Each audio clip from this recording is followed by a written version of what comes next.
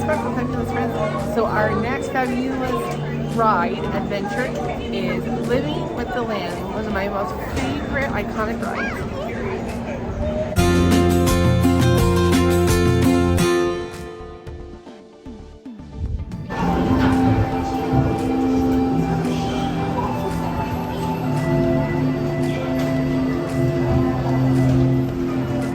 Welcome to a voyage of discovery and awareness of the richness, the diversity, and the often surprising nature of living with the land. Our journey begins as dramatic and sudden changes are sweeping over the land. The approaching storm may seem violent and destructive to us, but to nature, it's a new beginning in the cycle of life.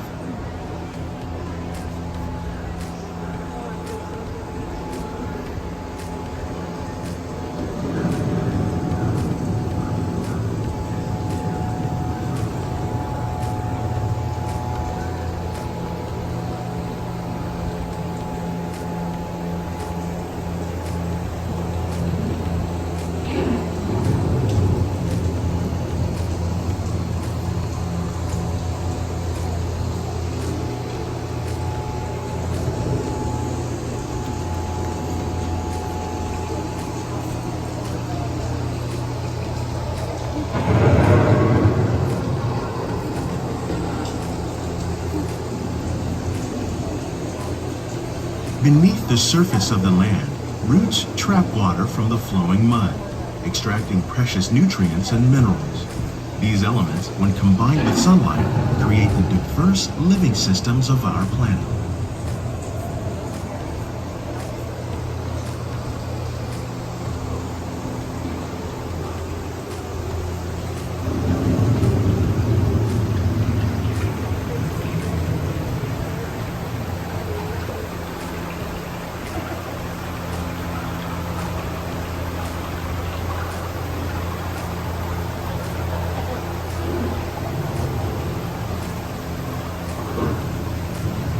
One of those living systems is the rainforest, home to the most amazing concentration of life on our planet. These dense and beautiful forests cover only a tiny portion of the Earth's surface, but they contain more than half of its plant and animal species. Rainforests are also extremely rich and productive living systems, providing us with oxygen, food, medicines, and other elements essential to our lives.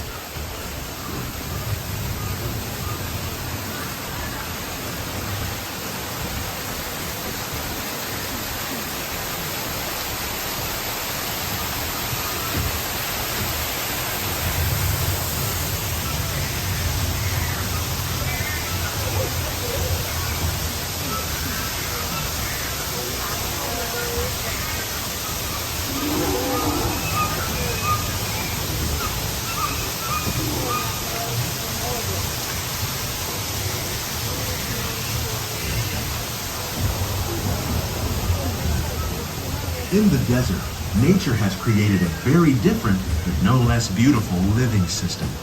And while this arid landscape may seem lifeless, it is very much alive.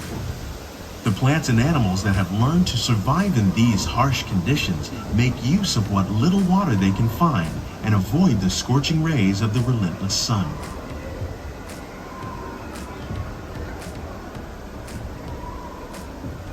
The American prairie once appeared as desolate as the desert, but over time, rainwater and nutrients gradually penetrated the hard surface of this land.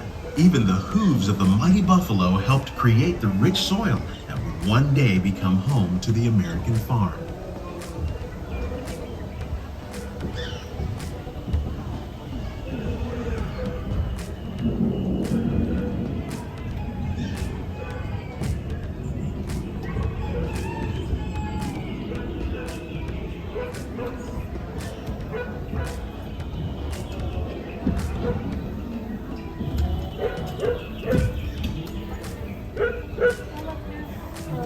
Of all the forces at work on the land, humans have had one of the most profound effects.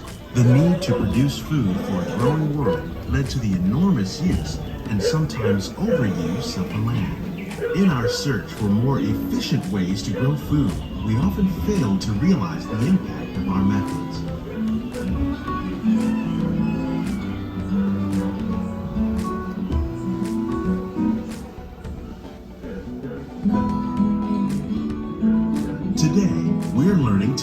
with the land, discovering better ways to grow food that will assure both human and environmental well-being.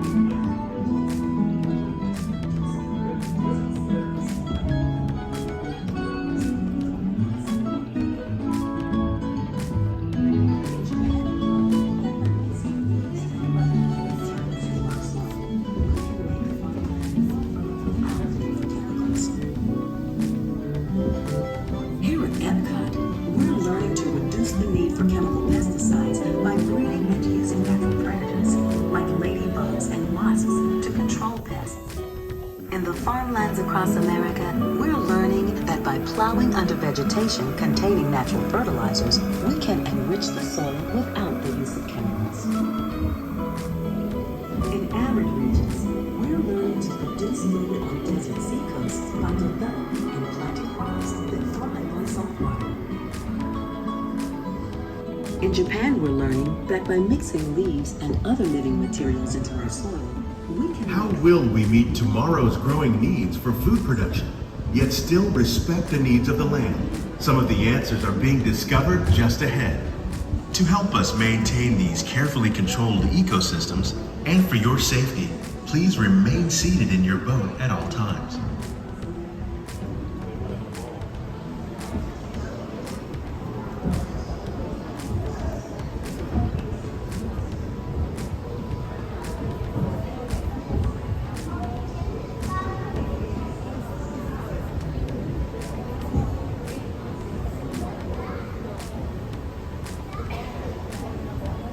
Welcome to our living laboratory, where scientists from Epcot and the U.S. Department of Agriculture are exploring innovative ways to produce bountiful harvests now and into the future.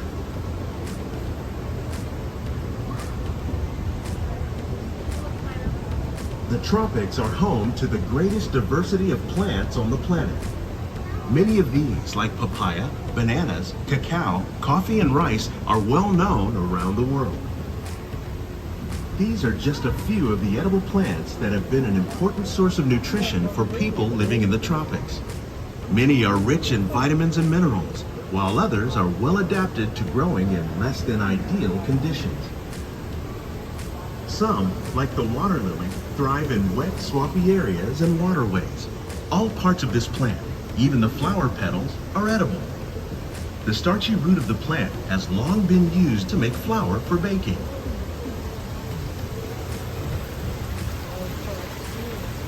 One day, many of these lesser-known tropical plants may be as important as the bananas growing on both sides of the boat. More than 28 million tons of bananas are eaten annually, making it the most popular fruit in the world.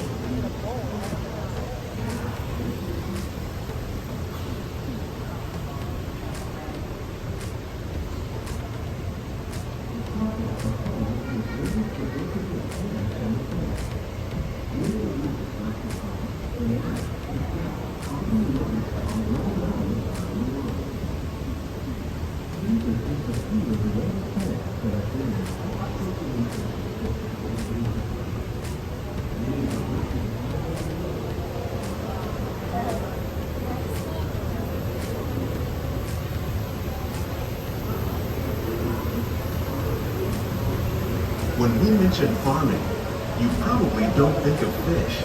But fish farming, or aquaculture, accounts for nearly half of all the seafood consumed globally. Tilapia, bass, and catfish, like the ones you see here, are three of the more popular crops raised by fish farmers. The sustainable system we're using here recycles the water in the tanks. As a result, we're able to save millions of gallons each year. Our small fish farm produces nearly 5,000 pounds of fish each year to serve in restaurants around Walt Disney World. Innovations like this one can play an important role in our efforts to produce bountiful harvests and still protect natural resources.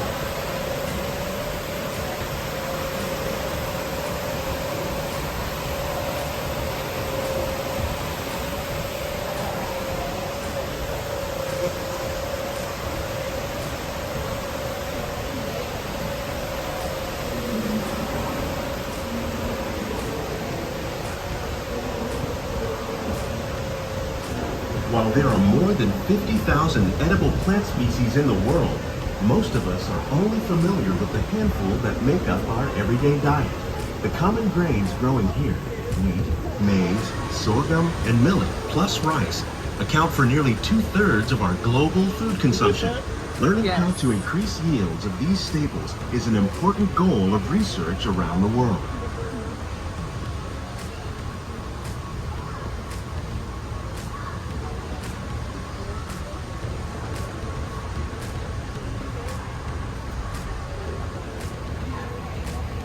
These plants are definitely on their way up. Innovative growing techniques like these increase yields while more efficiently using resources like water, fertilizer, and pesticides. Another innovation at work here is our integrated pest management program. By populating our greenhouses with beneficial insects that prey on harmful pests like aphids and flies, we are significantly reducing our reliance on conventional pesticides. We're growing these crops using our nutrient film system. This technique precisely controls and recycles water and nutrients. With it, we can produce over 27,000 heads of lettuce a year in this one small area.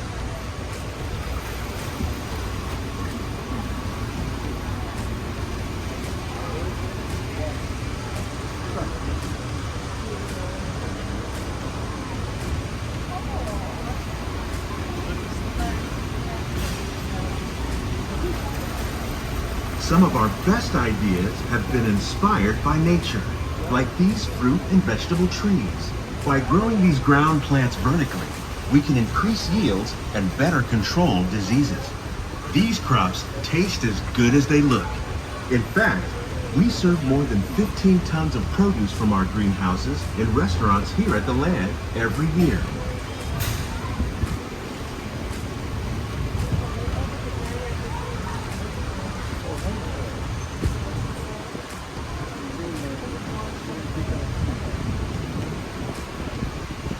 That air feels really good.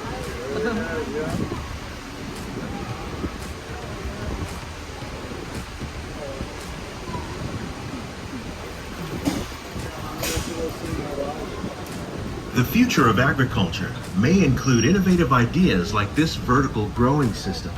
Plants grown in this way use a fraction of the space required by traditional growing methods. That saves water and increases production. The aquaponics system on your left combines hydroponics with aquaculture. The fish provide a natural source of fertilizer for the plants, and the plants help keep the water clean for the fish. It's another great way to produce more while using less. In our lab, Epcot scientists are working with the U.S. Department of Agriculture on a number of innovative projects. The goal of these efforts is to produce higher yielding and better quality plants.